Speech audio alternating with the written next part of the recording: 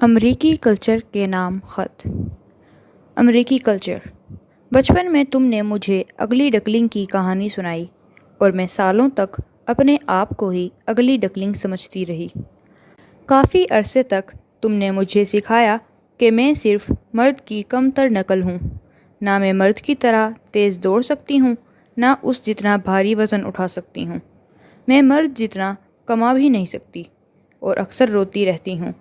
میں مرد کی دنیا میں بڑی ہوئی جہاں میرے لیے کوئی جگہ نہیں تھی، اور جب میں مرد جیسا نہ بن سکی تو میں اسے خوش کرنے کی کوشش میں لگ گئی۔ میں نے تمہارے میک اپ اور چھوٹے اسکرٹ پہن لیے۔ میں نے خوبصورت دکھنے کے لیے اپنی عزت، اپنا جسم اور اپنی زندگی خرچ کر دی۔ میں سمجھتی تھی میری اتنی ہی حیثیت ہے جتنی مجھے اپنے آقا یعنی مرد کو خوش کرنے اور اس کو خوبصورت لگنے کی صلاحیت ہے۔ سو میں نے فیشن کی میگزین کے کور کو اپنی زندگی دے دی اور ایڈورٹائزر کو اس کی مصنوعات بیچنے کے لیے اپنا جسم بیچ دیا۔ میں نے غلامی اختیار کر لی، لیکن تم نے مجھے بتایا کہ میں آزاد ہوں۔ میں ایک چیز بن گئی، لیکن تم نے کہا کہ یہ کامیابی ہے۔ تم نے مجھے سکھایا کہ میری زندگی کا مقصد اپنی نمائش، لوگوں کی توجہ اور مردوں کے لیے خوبصورت دکھنا ہے۔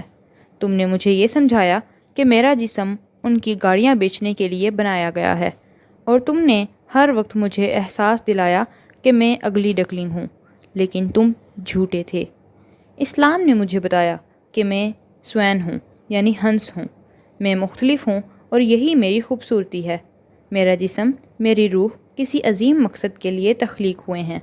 اللہ تعالیٰ قرآن پاک میں فرماتے ہیں کہ لوگو، ہم نے تم کو ایک مرد اور ایک عورت سے پیدا کیا اور تمہاری قومیں اور قبیلے بنائے تاکہ ایک دوسرے کی شناخت کرو، اور خدا کے نزدیک تم میں عزت والا وہ ہے جو تمہیں زیادہ پرہیزگار ہے۔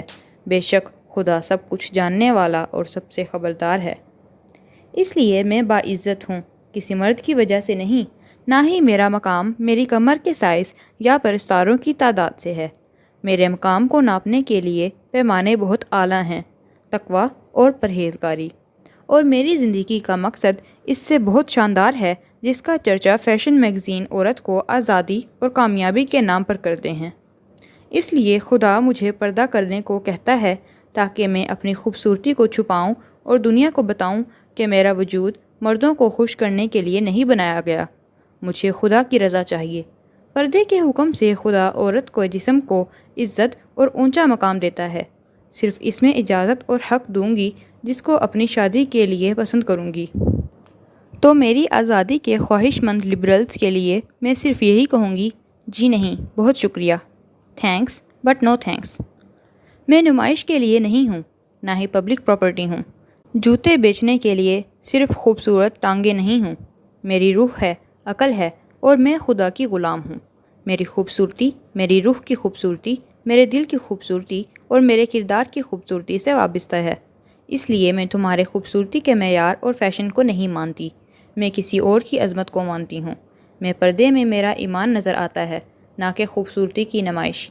میرے مقام کا تعلق میرے اور رب کے درمیان رشتے کی مضبوطی سے ہے، نہ کہ میری ظاہری خوبصورتی سے۔ میں پردہ کرتی ہوں جیسا کہ حکم ہے، تو مجھے دیکھنے والوں کو ایک جسم نظر نہیں آتا بلکہ میری پہچان نظر آتی ہے، یعنی اپنے رب کی فرما بردار۔